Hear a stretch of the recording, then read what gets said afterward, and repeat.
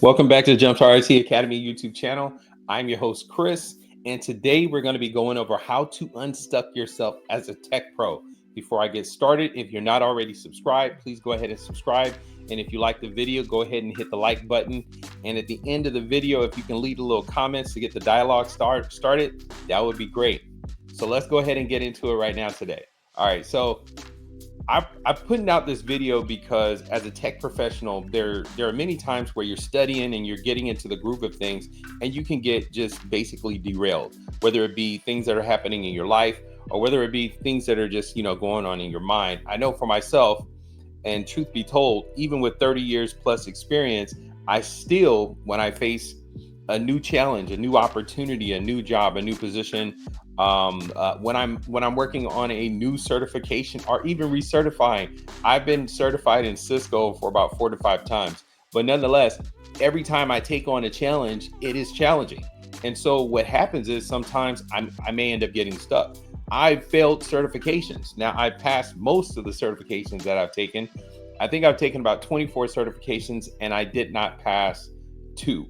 One of them was MCSE 2013, and the other one was the CCIE written test.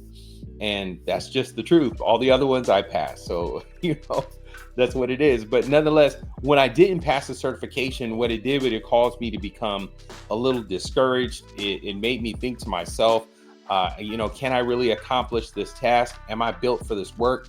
Things like that. And so what I want to do is I want to be real with you. I want you to understand that as a tech professional, these are just things that we go through. But nonetheless, sometimes we can get caught in a rut. We can get just basically stuck.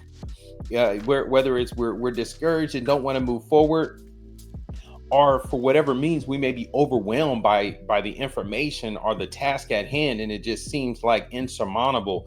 Well, what I want to do today is I want to come alongside you, and I want to let you know that it's normal. This is we all go through this, even if you're not in tech. If you search for how to unstuck yourself on YouTube, psychologists are talking about it. Tony Robbins, I watched one of his videos. He's talking about it. A lot of people are talking about this, so I wanted to bring it to you and bring it to the light for tech professionals, just to kind of tap into what people may not be aware of and how it uniquely colors our experience. And so what I want to do is I want to illuminate that and just basically provide my input in some possible solutions that will be able to assist you. So the first point that I want to make is this. The first thing you need to do when you think that you're stuck is figure out, I got some handy notes here, figure out what got you stuck. For example, I'll put it like this. If I take an exam and I didn't pass the exam, usually on the exam, what they'll show you is areas where they'll usually show like percentages, and you can figure out, okay, I scored 53% in this area, 88% in this area, 90% in this area, and 70% in this area. I need to focus on those areas where I'm weak. So what you want to do is you want to find the source. If you're new or transitioning into tech and you're just starting to study for a certification, you may be in a situation where you're studying, but you feel like you're not really getting anywhere. Or you're feeling overwhelmed by all the material that you have to study, and it just gets to a point where you feel like, am I really accomplishing anything? And I want to let you know that is you identifying what possibly could have you stuck. So this is in terms of looking at how to unstuck yourself and identifying the source.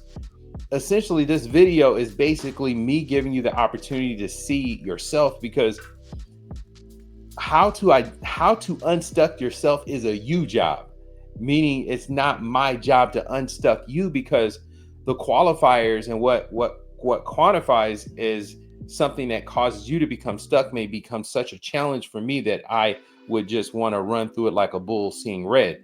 But there's something that you're strong in that I'm probably weak in. And that's just the reality of it. So in terms of what is making you stuck, you got to do that exploration and figure out what the source is. The way I describe it like this is, if you want to solve the problem, the first thing you need to do is define the problem.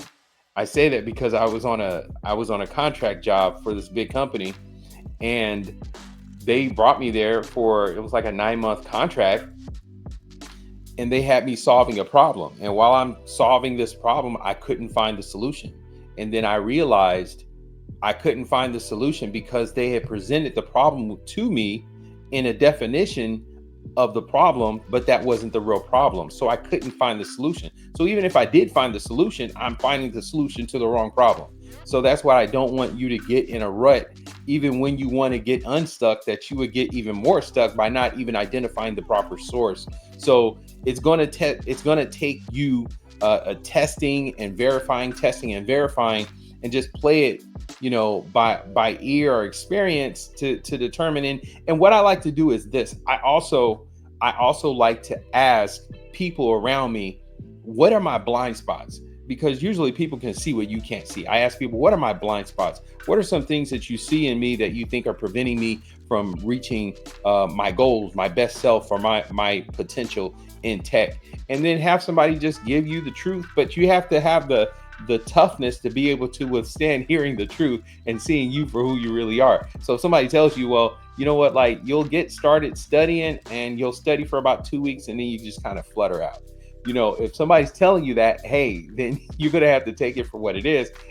But at least the solution is, I need to be more consistent. And the whole purpose is not to reveal yourself to feel bad. The whole purpose is to reveal who you really are so that we can improve you and you can become better so you can become unstuck. I mean, that's the whole purpose of it all. Number 2, do you like feeling stuck? I say that because I'm making this video and I want you to become unstuck. If you're in tech and you're studying and you want to be a tech superhero like I am, then what you're going to need to do is you're going to have to ask yourself the hard question. Do I like being stuck? Because you may like being stuck. You may not want to admit it, but the reality is, if you're stuck and someone has brought you to your attention what can unstuck you and you're still stuck and you keep doing those same things expecting new results, then what you're doing is you inherently, without even being open with it and articulating it openly, you like being stuck. I'll give you an example. My mentor in the military told me this story about this dog. There's a dog, he's on a porch, and the dog has a splinter in its butt, and it's stuck in its butt, and it's on its side, and he kind of sits on it, and and you hear him whimpering, sitting on the porch like that, right? And so the owner is like, wanting to help the dog and get the splinter out, but the dog doesn't want the splinter out. And then the owner of the house, he has guests come over, and the guests see that the dog has a splinter in its bottom. So the guests are like, here, let me help you, bud. Let me help you get that splinter out. And he'll go to the guests, and then the guests will be attempting to take the splinter out, and then he doesn't want the splinter out. He just goes back on the porch and starts whining and starts whimpering. Okay.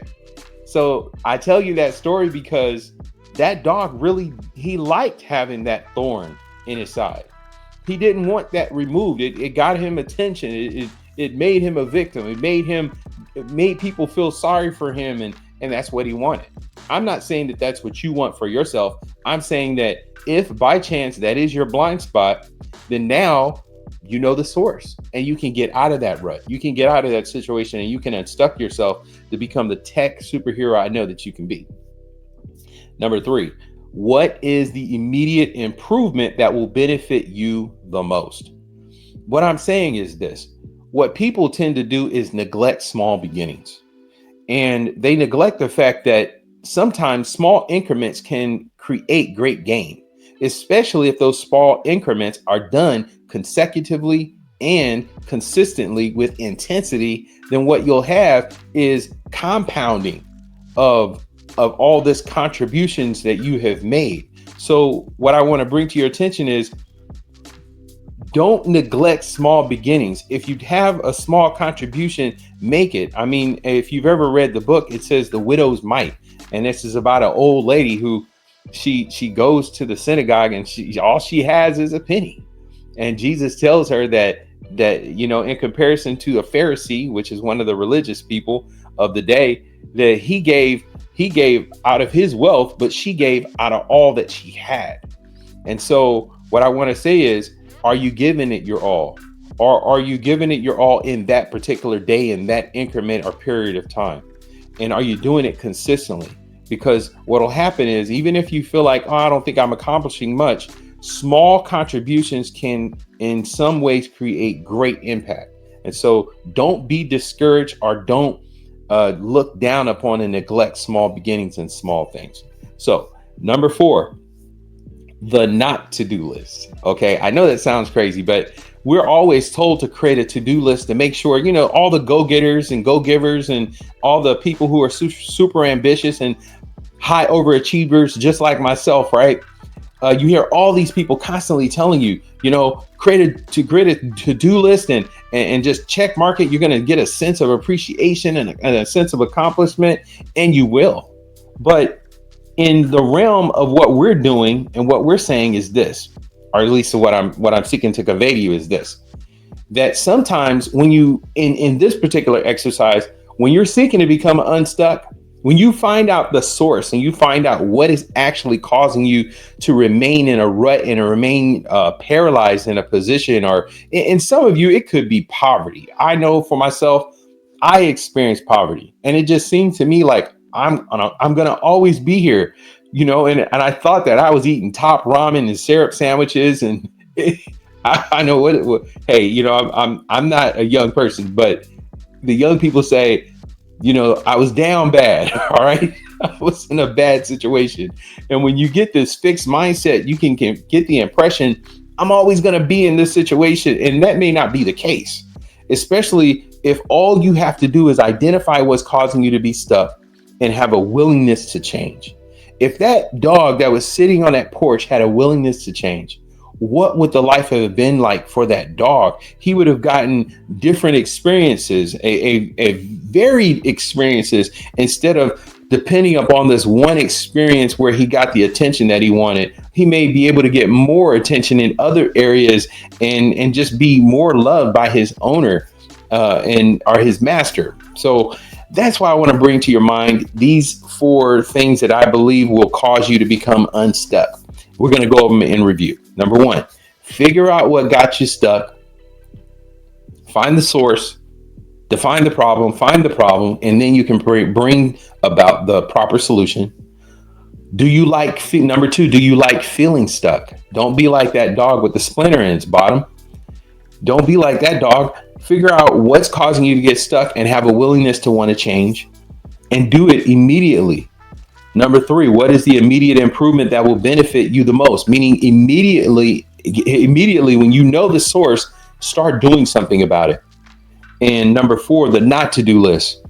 When you know the source and you have a willingness not to be stuck, and you have something you can do immediately to bring progress, then don't despise small beginnings and just make that small incremental change so you can have that great impact. And so that if you have a goal to succeed in tech and getting a certification and getting a degree in preparing a resume and submitting applications for jobs, or going to meetups, or linking up with people, or reaching out to people on LinkedIn or some type of networking or social media platform that would give more visibility to your presence and what your marketable skills are, then go ahead and take that risk and do it.